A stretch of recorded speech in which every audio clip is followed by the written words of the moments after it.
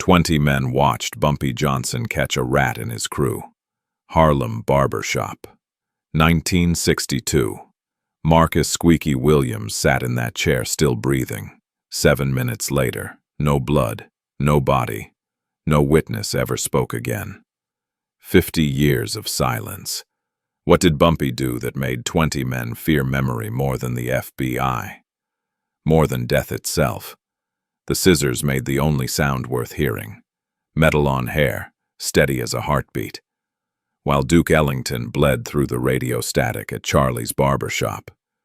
Outside, Harlem moved fast. Inside, time knew better than to rush. This wasn't just a place where men got haircuts. This was where Harlem settled its accounts, made its deals, and buried its secrets under the smell of pomade and tobacco smoke.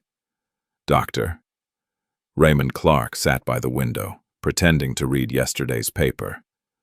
Next to him, Reverend Thomas folded his hands like he was praying, but his eyes stayed open, watching everything.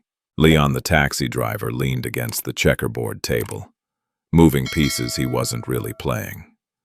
Young Tommy, barely 17, swept the same corner 3 times, learning the most important lesson Harlem had to teach. Keep your eyes down. Keep your mouth shut. Remember everything, but admit to nothing. Marcus Squeaky Williams sat in chair number 2, talking, always talking. His voice had that high pitch that gave him his nickname, and today it carried too far, said too much.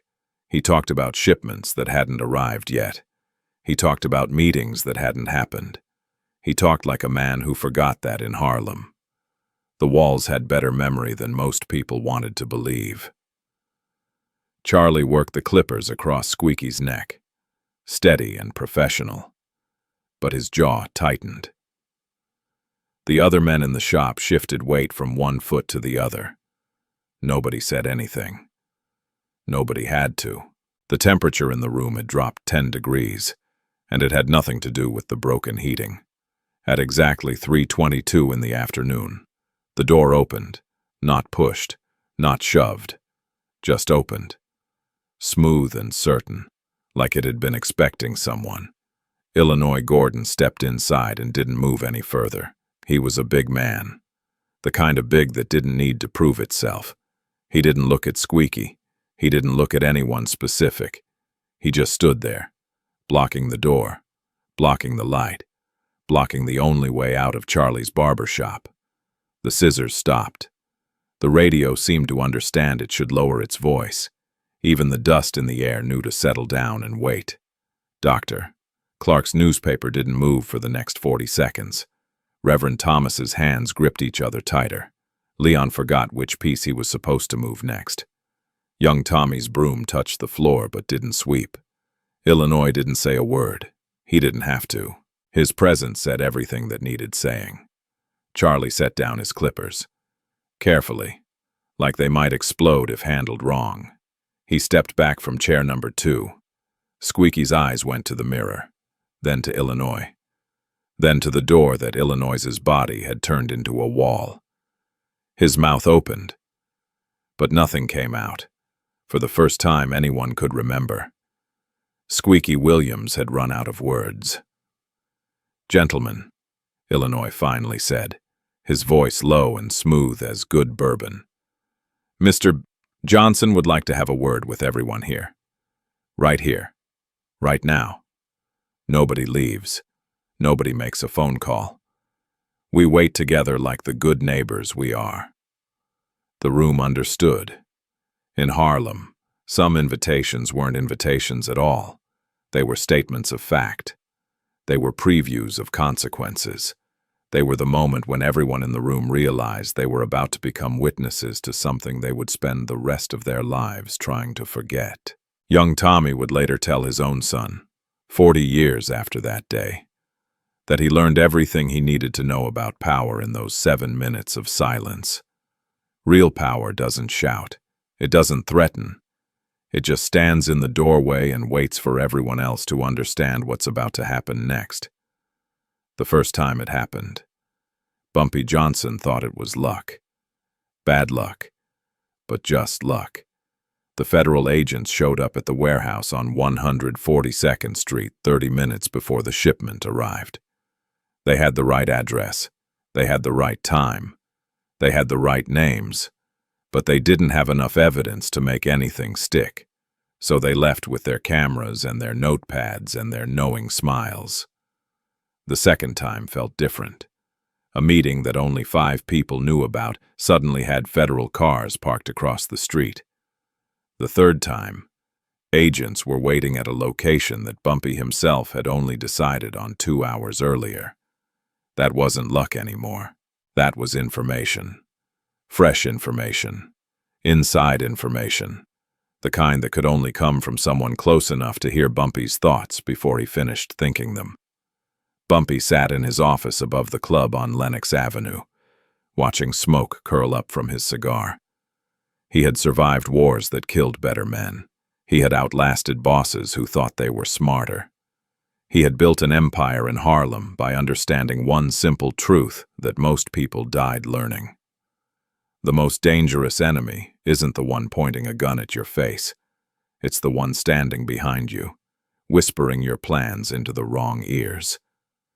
"How many times this month?" he asked Illinois, who stood by the window, watching the street below. "7 times they've been ahead of us. 7 times we've had to change plans at the last minute. 7 times we've lost money, lost shipments, lost opportunities." Illinois turned from the window, his face carved from stone.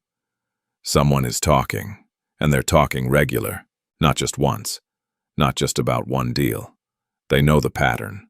They know the whole operation. Bumpy nodded slowly. Some men would have started breaking heads right then. Some men would have dragged everyone they suspected into a room and demanded answers. But Bumpy Johnson hadn't stayed alive in Harlem by being some men. He had learned patience from his years in Alcatraz. He had learned strategy from watching men destroy themselves through their own panic and fear. "We don't move yet," Bumpy said quietly. "We don't accuse. We don't threaten.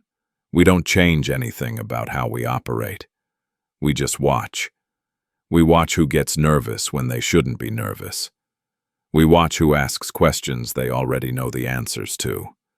We watch who suddenly has money they didn't have last week." Illinois understood immediately. "You're setting a trap." "No," Bumpy corrected, tapping ash from his cigar. "I'm letting them trap themselves. The FBI thinks they have an advantage. They think their rat is safe, hidden, protected. They're going to keep pushing, keep taking, keep showing up everywhere we go. And every time they do, our rat is going to feel more confident, more secure, more careless. That's when people make mistakes, not when they're scared, when they think they've already won." Over the next 3 weeks, the pattern continued. The federal agents kept appearing at exactly the wrong moment. But now Bumpy was counting. He was measuring. He was paying attention to who knew what, when they knew it, and how the information could have traveled from his inner circle to a federal office downtown. The rat wasn't selling information for money. Bumpy understood that now. Money leaves traces. Money creates patterns. This was something else. This was fear. This was someone who believed the federal government could protect them better than Bumpy Johnson could hurt them. Someone who thought they were saving their own life by selling out everyone else's secrets. They were wrong. And soon, very soon, they would understand exactly how wrong they had been. Because in Harlem, betrayal didn't come with a plea bargain. It came with a barbershop appointment. Illinois watched his boss's face and saw something that made him glad he had never considered treachery. Not even once. Not even as a passing thought. "When do we move?" Bumpy smiled, but there was no warmth in it. "When they least expect it. When they think they're safest. When they believe they've gotten away with it. That's when we show them that in Harlem. Nobody gets away with anything. They just get time to regret it. The envelope sat on Bumpy's desk like a coiled snake. Inside were 3 names, written in Illinois' careful handwriting. 3 men who had access to the right information at the right times. 3 men who could have been the rat. Getting it wrong meant war. Getting it right meant justice. The difference between the two would determine whether Harlem burned or whether it remembered why Bumpy Johnson's word was the law. "We can't just guess," Illinois said, standing across from the desk. "We pick wrong, and families go to war. We pick wrong, and the streets run red for months. We need to be absolutely certain. No room for doubt. No possibility of mistake." Bumpy opened the envelope and spread the 3 names across his desk like a hand of cards. Marcus Williams, Tommy Lee, Raymond Price. He studied each name as if the letters themselves might confess. One of them is sleeping fine at night, thinking the FBI has their back. One of them is about to learn that nobody's back is that strong. The plan was simple in theory, brutal in execution. They would feed different information to different people. Small details, fake shipments, false meetings, addresses that didn't exist for deals that would never happen. Each man would receive his own unique set of lies wrapped up to look like truth.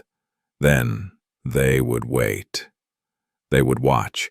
They would see which lies the FBI showed up to investigate. For Marcus Williams, they mentioned a Tuesday morning pickup at Pier 19. For Tommy Lee, a Wednesday afternoon meeting at the warehouse on Amsterdam.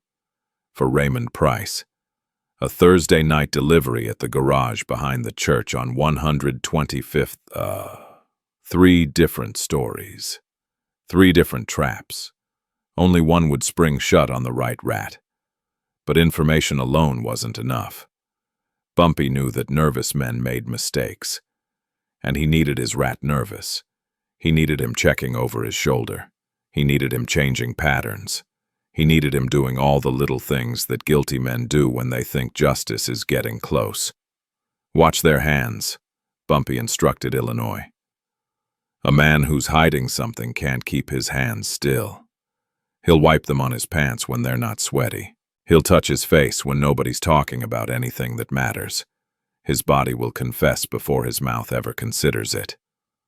Over the next 72 hours, Illinois became a ghost. He appeared in places he had no business being. He showed up at the barbershop when Marcus was getting his usual trim. He stopped by the garage where Tommy worked on engines. He walked past the store where Raymond counted money behind the counter. He didn't say anything threatening.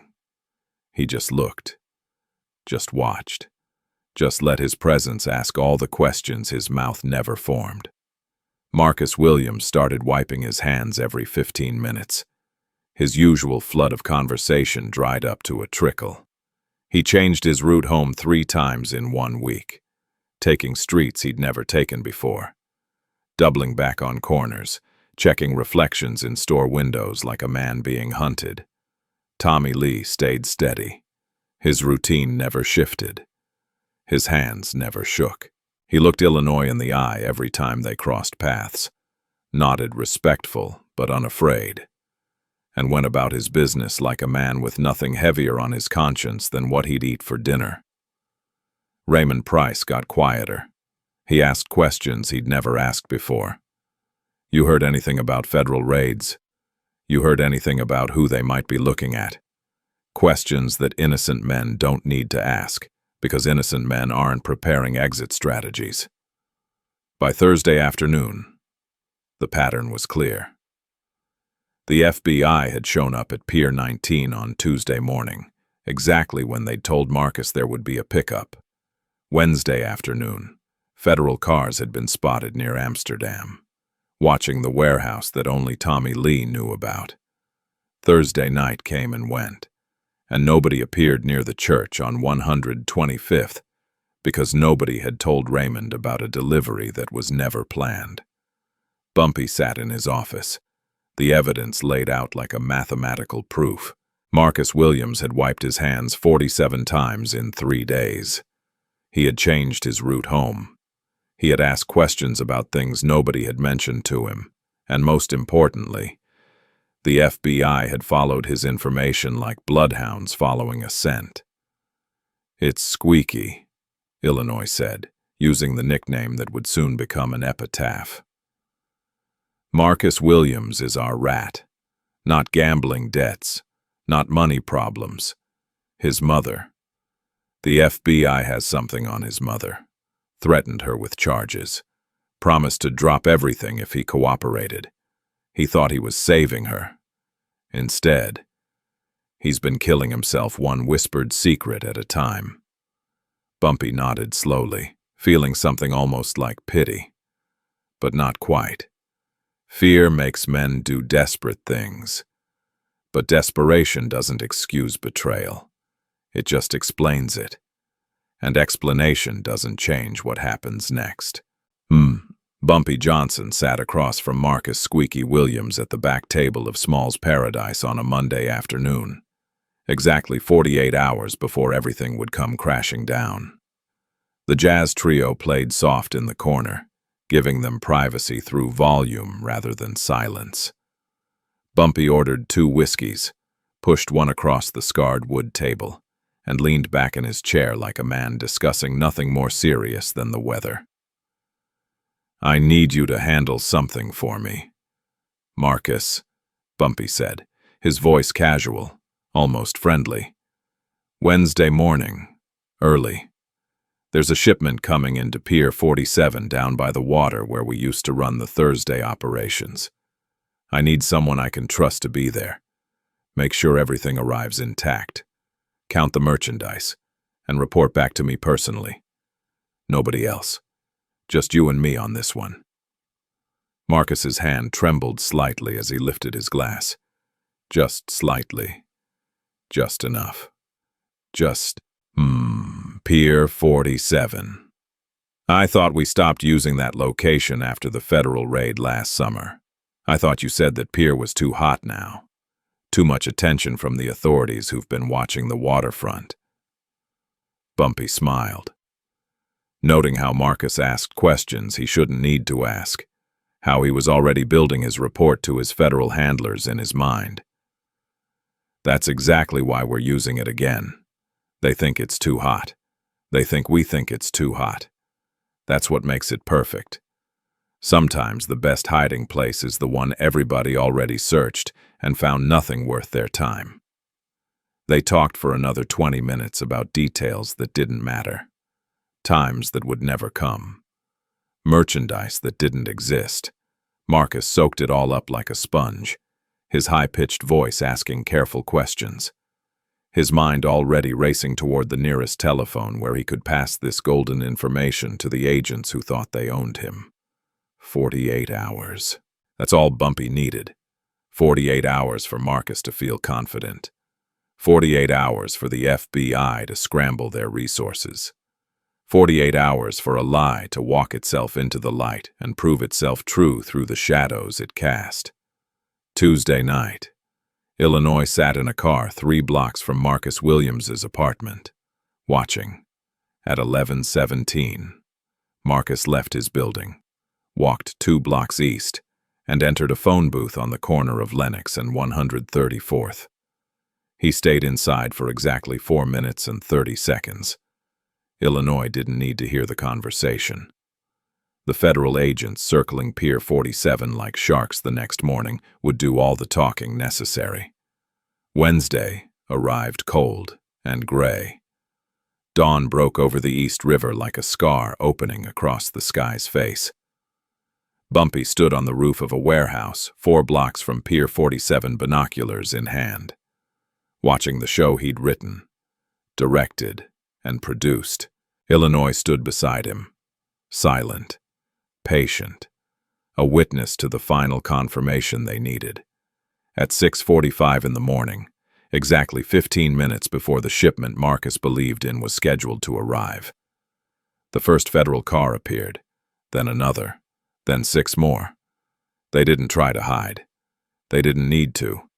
They thought they were about to make the bust that would crack Bumpy Johnson's operation wide open. They thought their informant had finally delivered the victory they'd been chasing for months. 9 cars, Illinois counted. 23 agents. They brought enough firepower to invade a small country. All because Squeaky told them something that was never going to happen. All because he believed you trusted him with your most important secret. Bumpy lowered the binoculars, his face carved from the same stone that built Harlem's foundations. Trust is a funny thing. Illinois. People think it's given. They think it's a gift you hand someone because you like them or because you've known them a long time. But real trust isn't given. It's tested. It's proven. It's earned through fire and pressure and the kind of choices that show what a man is made of when nobody's watching. The federal agents waited at Pier 47 for 3 hours. They searched every container. They questioned every worker. They found nothing because there was nothing to find. At 9:30, they began packing up their equipment, their faces showing the confusion and frustration of men who'd been promised a feast and found an empty table. "He'll know we know," Illinois said. The moment those agents come up empty, the moment they realize they've been chasing smoke, Marcus will understand that this was a test. He'll understand that he failed it. He'll run. Try to disappear. Try to find protection from the same federal government that just burned their entire operation at a pier where nothing was happening. Bumpy shook his head slowly. He won't run. Running is what guilty men do when they still think they have somewhere to go. Marcus doesn't think he's guilty. He thinks he's a hero. He thinks he saved his mother from federal prison by cooperating with the authorities. He thinks the FBI will protect him because he's been useful to them.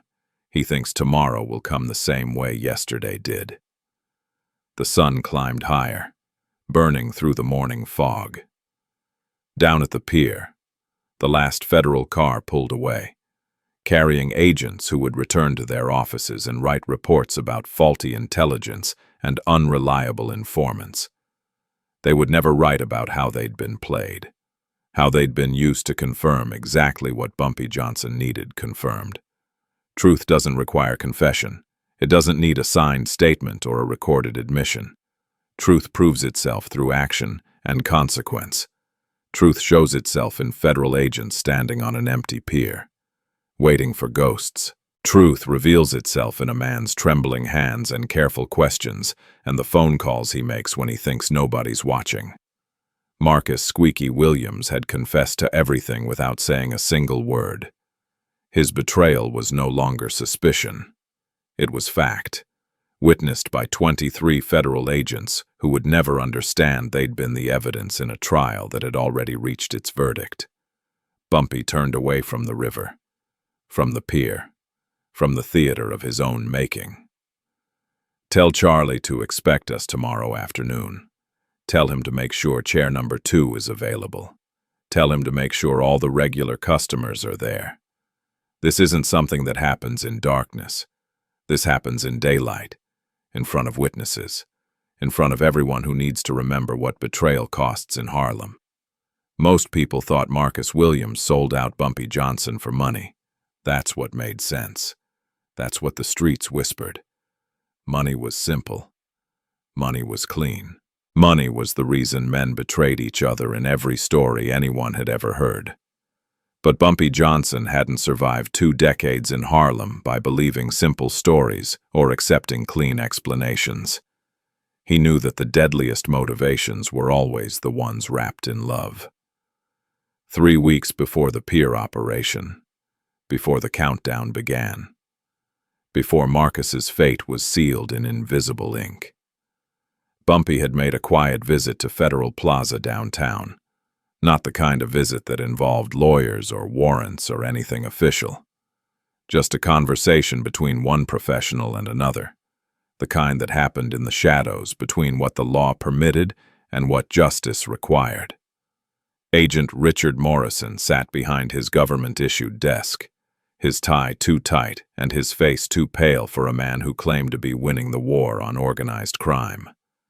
Bumpy sat across from him, uninvited but undeniable. A king visiting a bureaucrat's kingdom. "I know about the mother," Bumpy said, his voice quiet as a knife sliding from its sheath.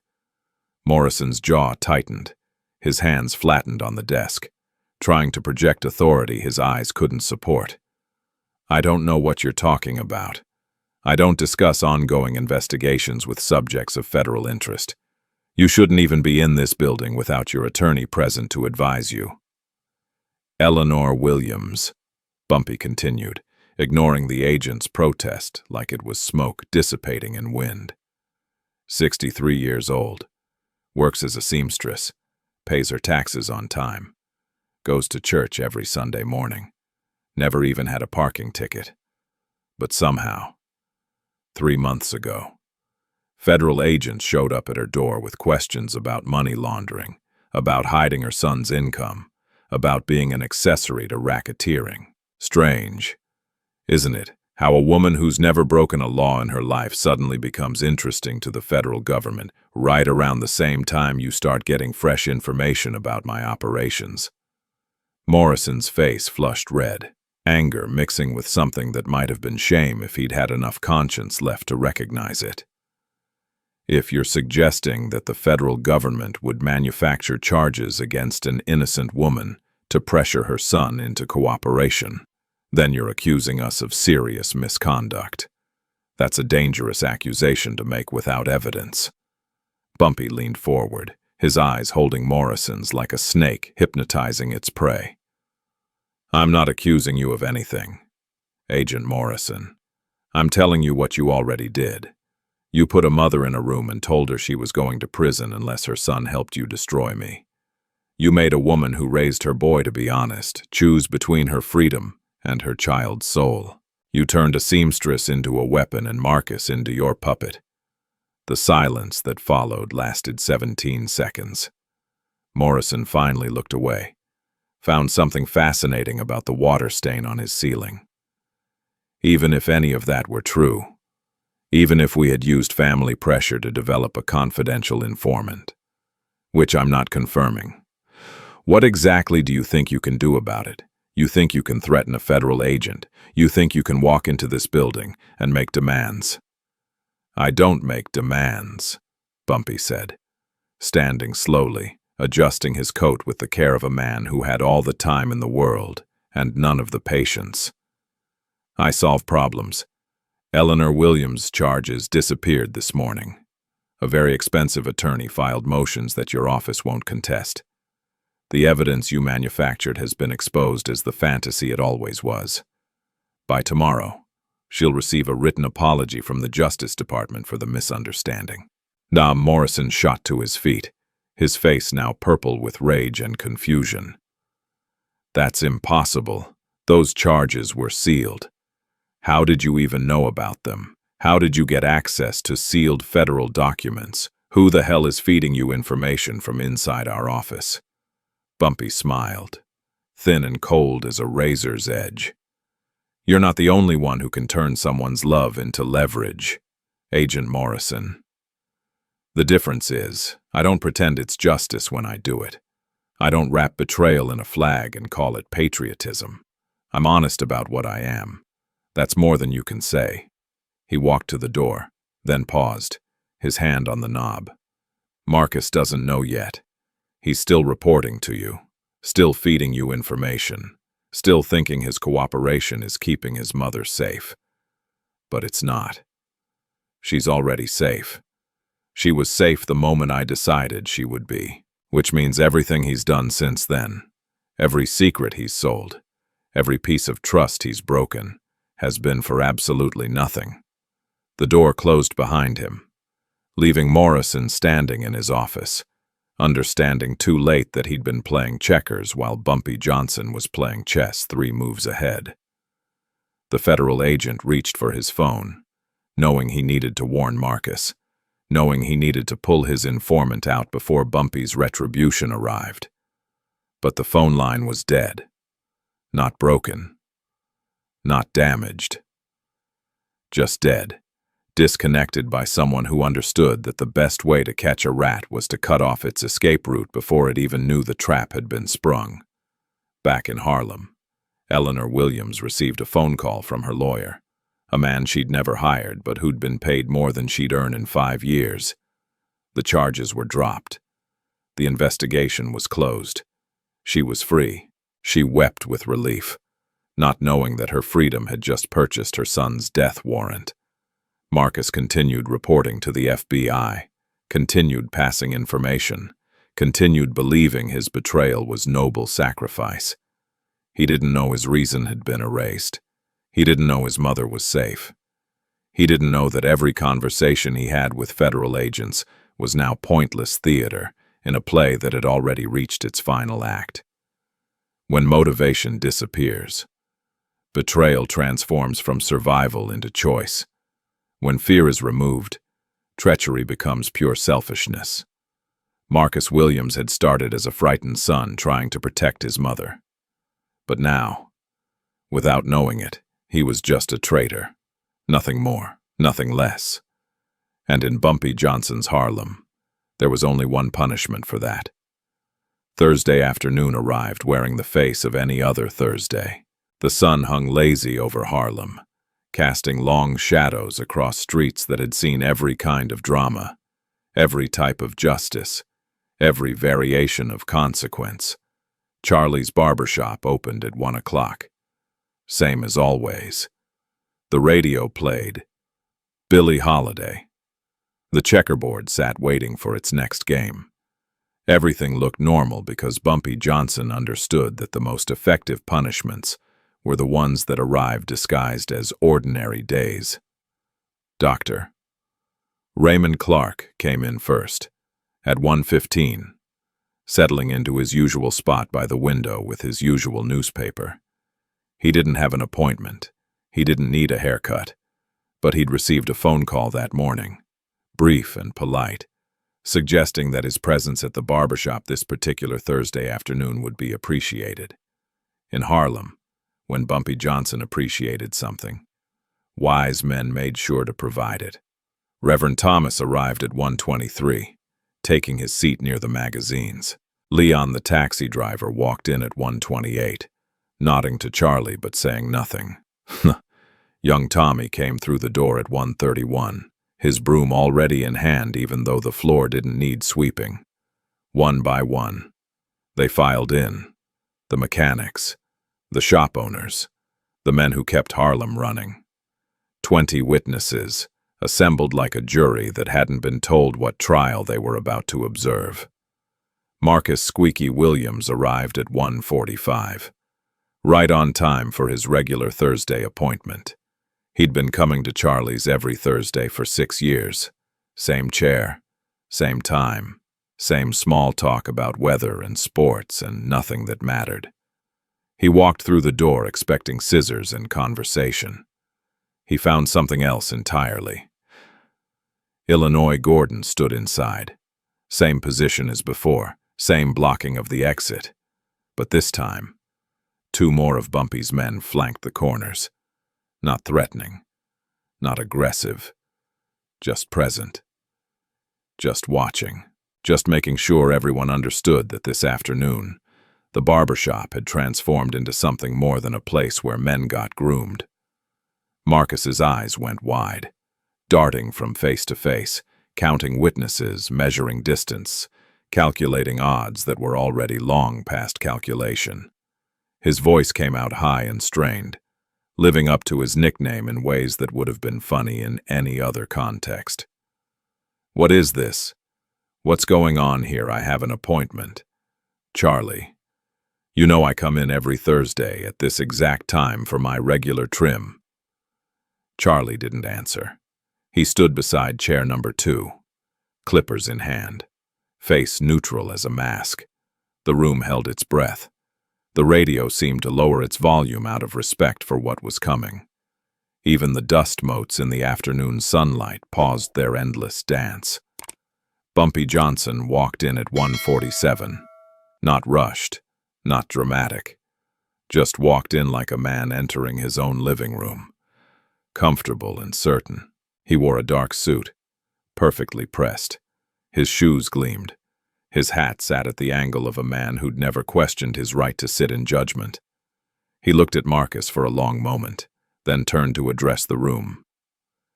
"Gentlemen," Bumpy said, his voice carrying to every corner without rising above conversational volume. "I want to thank you all for being here this afternoon. I know you're busy men. I know you have lives and businesses and families waiting for your time and attention. But what we're going to do here today, what you're going to witness, is more important than any appointment or obligation. This is about maintaining the order that keeps Harlem safe. This is about making sure everyone understands that certain lines, once crossed, cannot be uncrossed."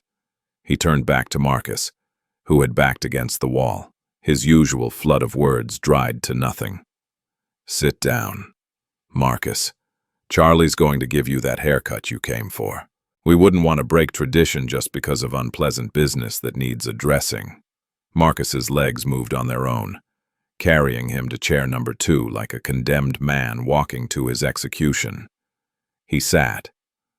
Charlie draped the cape around his shoulders, snapping it at the neck with fingers that didn't shake, because Charlie had seen too much in his 63 years to let his hands betray weakness. Bumpy stood behind the chair, meeting Marcus's eyes in the mirror. "I know it's you. Marcus, I know you've been talking to the federal agents. I know about every phone call you made from that booth on Lenox. I know about every detail you passed along, every meeting you reported, every shipment you betrayed. I know about the pressure they put on your mother, about the charges they threatened her with, about how they turned your love for her into a weapon against me." Marcus's reflection went pale. His mouth opened, closed, opened again. "Bumpy, please, you have to understand. They were going to put my mother in prison. They said she'd die behind bars.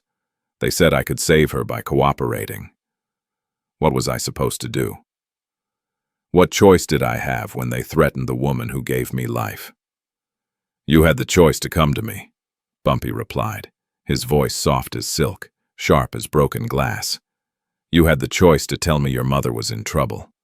You had the choice to trust that the man you'd worked for, the man who'd protected you, the man who'd made sure you and your family ate well, could solve a problem that I actually solved 3 weeks ago without your help or your betrayal."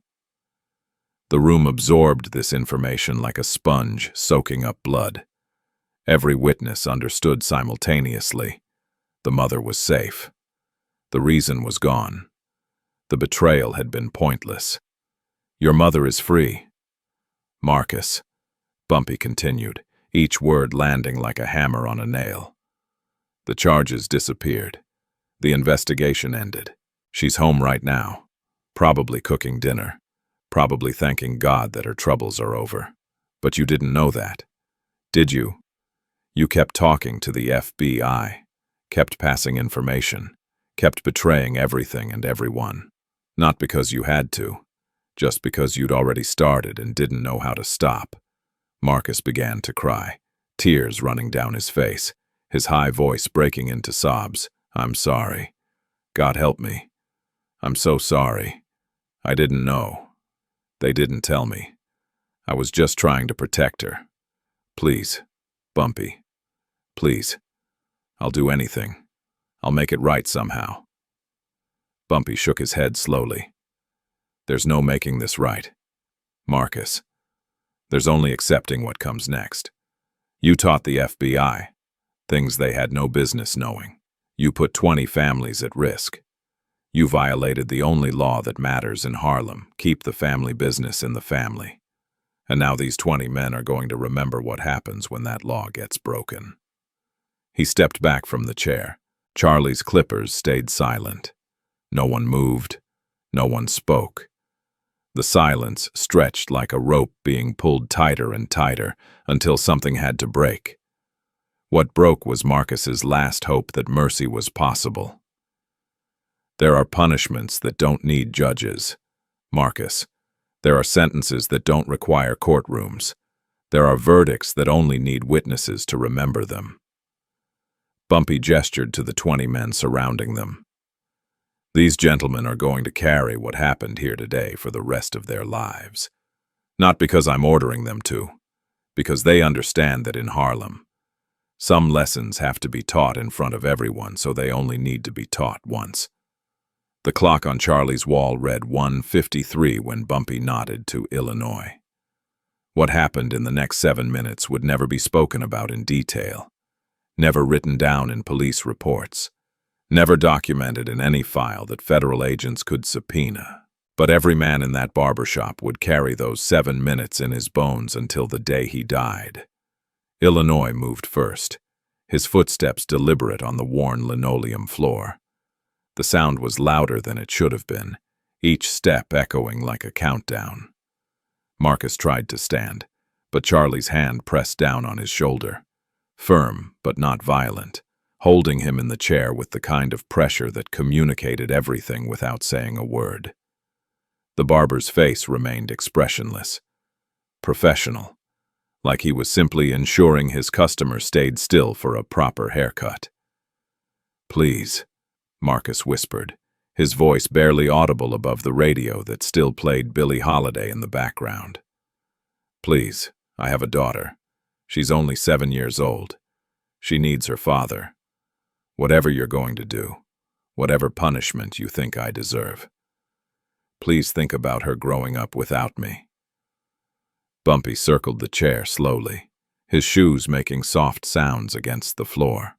"I did think about her. Marcus, I thought about how you didn't think about the 23 children belonging to the men you betrayed. I thought about how you didn't consider their fathers when you were making phone calls to federal agents. I thought about the future you were willing to destroy to save yourself." The back door of the barbershop opened, not kicked, not forced, just opened, as if by prearrangement. Which it was. 2 more men entered, their faces unknown to most people in the room, but their purpose clear to everyone. They didn't speak. They didn't need to. Their presence shifted the atmosphere from tense to inevitable. "Doctor." Clark stared at his newspaper, but his eyes weren't moving across the words.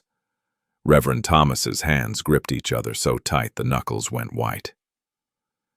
Young Tommy's broom had stopped moving 3 minutes ago, frozen mid-sweep like a photograph capturing the moment before something irreversible happened. Leon, the taxi driver, looked at the checkerboard, seeing patterns that had nothing to do with the game. The sounds became the story. The scrape of a chair being pushed back, the rustle of fabric, the creak of floorboards bearing weight they'd borne 1,000 times before, but never quite like this. Marcus's breathing, quick and shallow, like a rabbit sensing the hawk's shadow. The tick of the clock, measuring out seconds that felt like hours, hours that would compress into 7 minutes that 20 men would never forget. Illinois spoke, his voice low and steady. "Stand up, Marcus. We're going to walk out the back door now. We're going to walk nice and calm, like old friends leaving together after a pleasant conversation.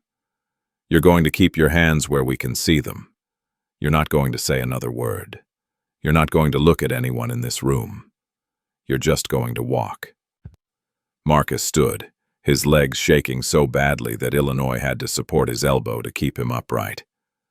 The cape fell from his shoulders, drifting to the floor like a discarded costume from a play that had reached its final scene.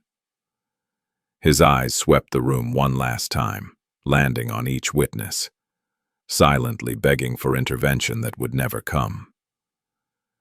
"Someone help me," Marcus said, his voice breaking into pieces. "Reverend, you preach about mercy every Sunday. Doctor, you took an oath to preserve life.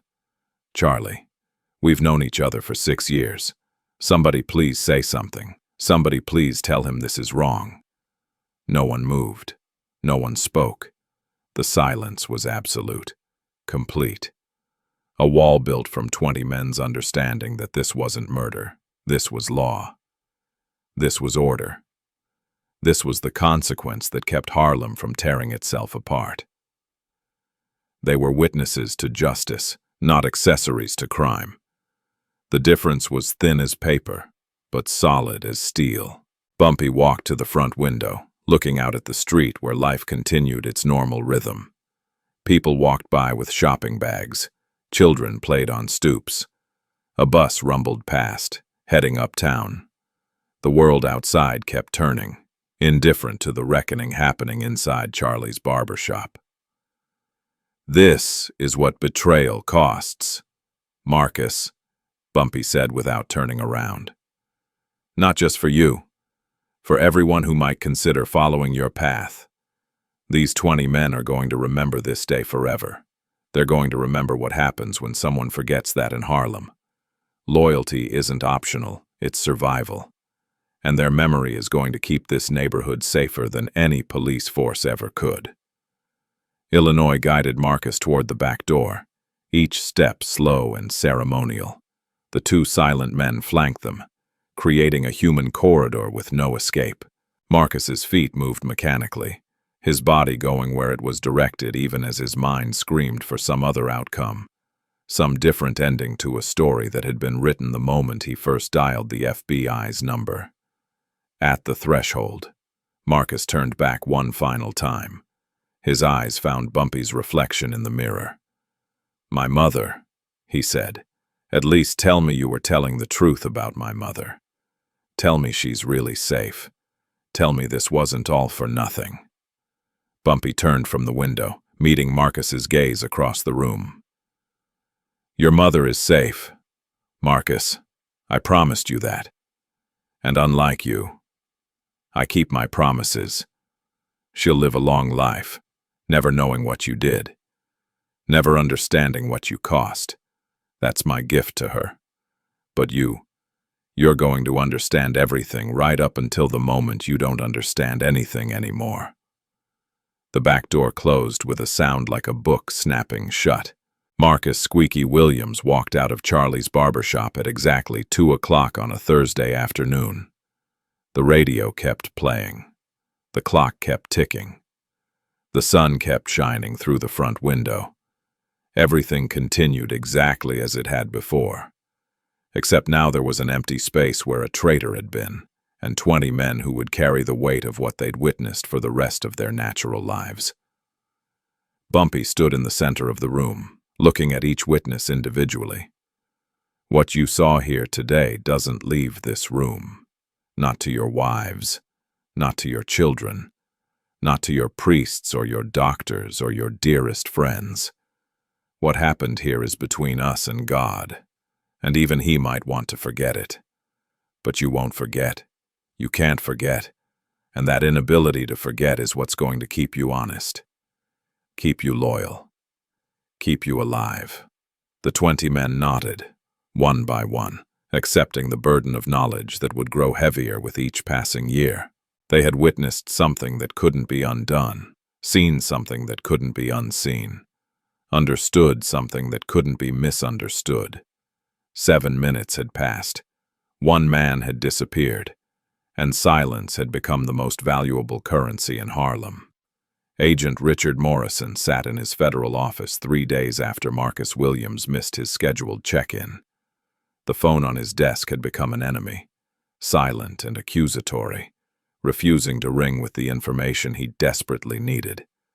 He'd called the safe house number 17 times. He'd driven past Marcus's apartment 4 times. He'd even sent an agent to Eleanor Williams's home, where they'd found her cooking dinner, humming gospel songs, completely unaware that her son had vanished from the world. "We've lost contact with our confidential informant," Morrison told his supervisor, a senior agent named Patterson who'd been chasing Bumpy Johnson longer than Morrison had been with the Bureau. "Marcus Williams hasn't reported in 72 hours. His apartment looks lived in, but he's not there. His mother hasn't seen him. His usual haunts are empty. It's like he just evaporated into thin air." Patterson leaned back in his chair, fingers steepled under his chin. Or someone made him evaporate. We pushed too hard. Morrison. We used his mother as leverage, and Bumpy Johnson found out. Now we've lost our best source inside his organization, and we probably got a man killed in the process. The Justice Department is going to have questions about our methods when this comes to light. If it comes to light, Morrison corrected. Nobody's filed a missing persons report. His mother thinks he's just busy with work. His friends claim they haven't seen him, but they're not concerned.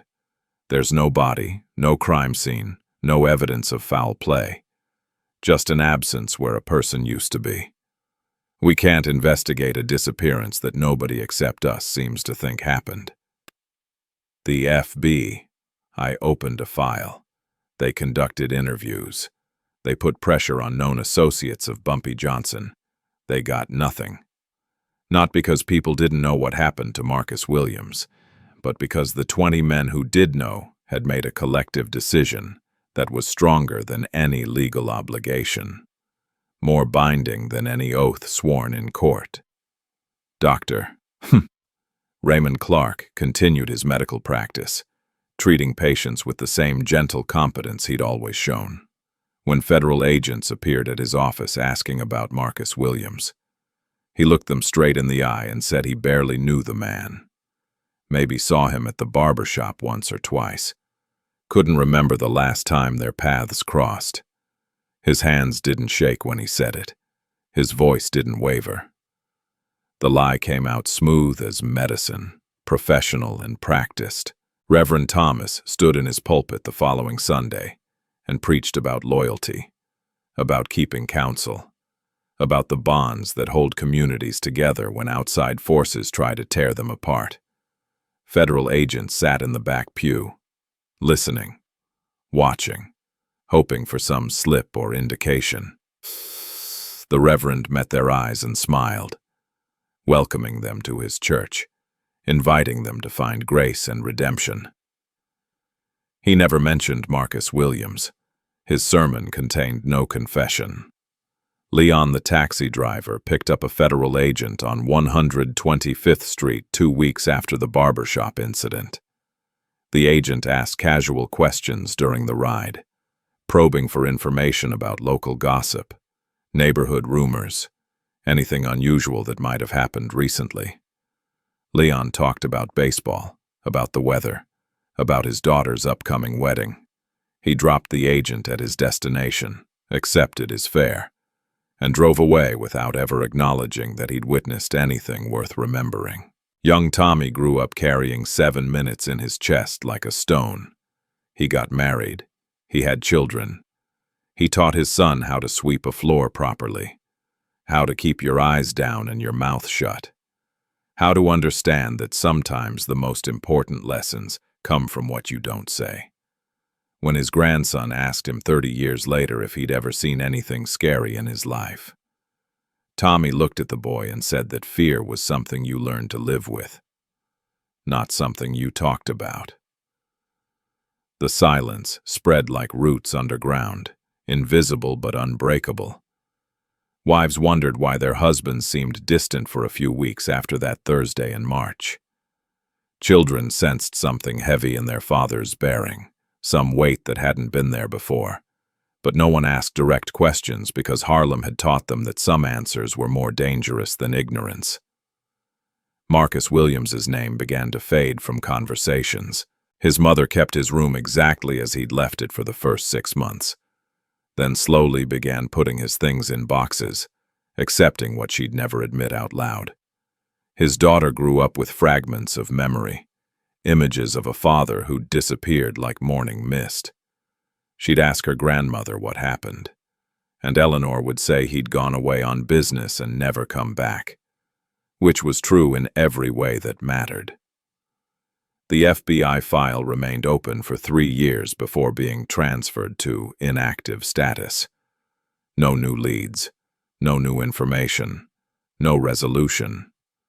Just a man who'd been cooperating with federal authorities who had somehow ceased to exist on a Thursday afternoon in Harlem. The agents who'd handled Marcus knew what had happened. They just couldn't prove it. They had theories, but no evidence. They had suspicions, but no witnesses willing to confirm them. Because 20 men had made a choice. Not individually. Collectively.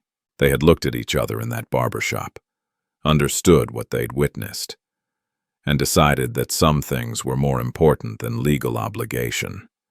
They had chosen loyalty over law, community over cooperation, silence over safety.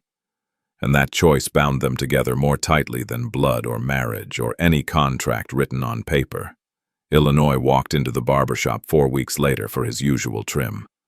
Charlie worked the clippers across his neck, professional and efficient. Neither man mentioned Marcus Williams. Neither man needed to. The understanding between them was complete. Chair number 2 was available. Illinois chose a different seat. Some spaces became monuments without anyone needing to explain why. The story spread through Harlem not through words but through absence. People noticed that certain topics weren't discussed. They observed that certain questions went unasked. They understood that Marcus Williams had been erased not just from life but from conversation. And that erasure meant something important. It meant Bumpy Johnson's law was still in effect. It meant betrayal still carried consequences. It meant the old rules hadn't changed just because the world around them had. 20 men carried 7 minutes for 50 years. They took that weight to their graves, never once breaking the silence that had kept them alive, kept their families safe, kept Harlem functioning under its own code. Their collective memory became a wall that federal agents could never breach, a fortress built from loyalty and fear and understanding that some oaths were sworn in silence and never needed speaking. Charlie's barbershop opened every morning at 9 o'clock for the next 48 years. The same checkerboard sat waiting for players. The same radio played music that changed with the decades. The same worn linoleum floor held the weight of thousands of customers. Everything continued exactly as it had before that Thursday afternoon in 1962, except for one detail that everyone noticed but nobody mentioned. Chair number 2 was always the last to be filled. Men would walk in, see 3 empty chairs, and somehow always choose 1 or 3.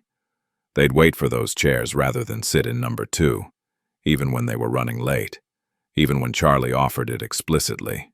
Some irrational instinct told them that seat carried something heavier than old leather and faded cushioning. Young men who hadn't been born yet in 1962 felt it. New residents who'd moved to Harlem from other cities sensed it. The chair wasn't haunted. It was marked. It was a memorial to a lesson that didn't need repeating. Bumpy Johnson lived another 6 years after that Thursday, dying of natural causes in 1968, his power intact until the moment his heart finally stopped. The federal government never successfully prosecuted him for the operations they'd been chasing since the 1940s. Their best source had vanished. Their intelligence had dried up. Their case files remained thick with suspicion but thin with evidence. Bumpy had outlasted their efforts not through violence but through understanding something they never grasped. Fear of law enforcement was temporary. Fear of community judgment was permanent. Agent Morrison retired in 1979, carrying the Marcus Williams case like a splinter he could never extract. He'd tell other agents the story over drinks, always careful not to name names or violate regulations, but needing to confess his failure to someone who might understand. "We turned a man into an informant," he'd say, staring into his whiskey like it might contain answers. "We thought we owned him. We thought our protection meant something, and then he just disappeared, like he'd never existed, and 20 witnesses somehow didn't witness anything worth reporting. That's when I understood we weren't fighting criminals. We were fighting a culture, and you can't arrest culture. You can't indict loyalty. You can't prosecute silence." Eleanor Williams died in 1987, never knowing what her son had done. never understanding why he'd disappeared. She kept his photograph on her mantel until the end, telling visitors he'd moved away for work opportunities she didn't quite understand. In her final days, she'd look at that picture and wonder if she'd failed him somehow, if there was something she could have done differently. The 20 men who knew the truth attended her funeral. They stood in the back of the church, silent as stones, carrying knowledge that would have destroyed her if she'd ever learned it. Marcus's daughter, Sarah, grew up and became a teacher. She'd sometimes walk past Charlie's barbershop on her way to work, never knowing that the answers to her father's disappearance waited inside that unremarkable building. She'd created her own story about him over the years, imagining a man who'd gotten in trouble and run away, a coward who'd abandoned his family rather than face his responsibilities. Her fictional father was easier to accept than the truth that he'd been executed for betrayal in front of 20 witnesses who'd chosen loyalty over justice. The barbershop finally closed in 2010. Charlie having passed away at 91 years old. The building was sold, renovated, turned into a coffee shop that served expensive lattes to young professionals who'd moved to Harlem, seeking authenticity they'd never truly understand. The new owners found chair number 2 in the basement during construction. They threw it away, not knowing its significance, not understanding that they were discarding a piece of history more important than any historical marker or museum exhibit. But the men who'd been there, the surviving witnesses from that Thursday afternoon, they remembered. Dr. Clark lived until 2003. Reverend Thomas made it to 2007. Leon the taxi driver passed in 2011. Young Tommy, no longer young, died in 2014 at 71 years old. On their deathbeds, family members would sometimes ask if there was anything they wanted to confess, any burdens they wanted to release. Each man would smile slightly, shake their head, and carry 7 minutes into whatever waited beyond life. Illinois Gordon was the last surviving witness. He lived to see 2015, dying at 89 with his mind sharp until the end. His grandson sat beside his hospital bed in those final hours, holding his hand, watching the old man's breathing become labored and slow. "Grandpa," the young man said, "you've always been the strongest person I know. Where did that strength come from? What made you so loyal, so committed to the old neighborhood?" Illinois looked at his grandson with eyes that had seen too much and understood more. "Strength doesn't come from what you do, boy. It comes from what you choose not to do. It comes from understanding that some stories end the moment they begin, and the discipline to let them end without needing to be the one who tells them. I learned that lesson in a barbershop a long time ago, and it kept me alive long enough to meet you." He died 3 hours later, taking his piece of the silence to the grave, completing the circle that had begun 53 years earlier. The 20 witnesses were gone. Their knowledge was buried. The truth existed now only in the empty space where Marcus Williams should have been. In the chair nobody wanted to sit in the collective memory of a neighborhood that understood justice sometimes happened outside courtrooms. Harlem changed. The streets got cleaner. The buildings got taller. The demographics shifted. But the lesson remained, passed down through generations not as a story but as an understanding. There are rules deeper than law. There are loyalties stronger than fear. There are consequences more permanent than prison. And sometimes, the most powerful punishment is not death, but erasure, being removed so completely from existence that even your absence becomes a kind of presence. A warning. A reminder that betrayal costs more than any price tag can measure. If you'd been in that barbershop on that Thursday afternoon in 1962 with 20 men watching, with Bumpy Johnson standing in judgment, with 7 minutes stretching into eternity, what would you have chosen? Would you have spoken truth to power, broken the silence, done what the law said was right, or would you have understood, as those 20 men understood, that sometimes survival requires silence, sometimes loyalty demands complicity, sometimes order costs more than justice but maintains the peace that justice can never guarantee? Bumpy Johnson never needed guns to rule Harlem. He just needed everyone to understand the law. Not the law written in books, the law written in blood and memory, and the collective agreement that some things matter more than individual conscience. The law that says communities protect themselves first and cooperate with authorities never. The law that built empires in the shadows while governments fumbled in the light. And that law, inscribed in silence and enforced through memory, proved stronger than any federal investigation, any courtroom proceeding, any official justice system, because it was real, because it was immediate, because it was understood. 20 men kept a secret for 50 years, and in that silence, they maintained an order that no judge could have imposed, no police force could have protected, no government agency could have preserved. If you were in that room, would you speak or stay silent? Drop your answer in the comments below. I read every single one. If this story left you breathless, hit that like button and subscribe so you never miss the untold stories that shaped history.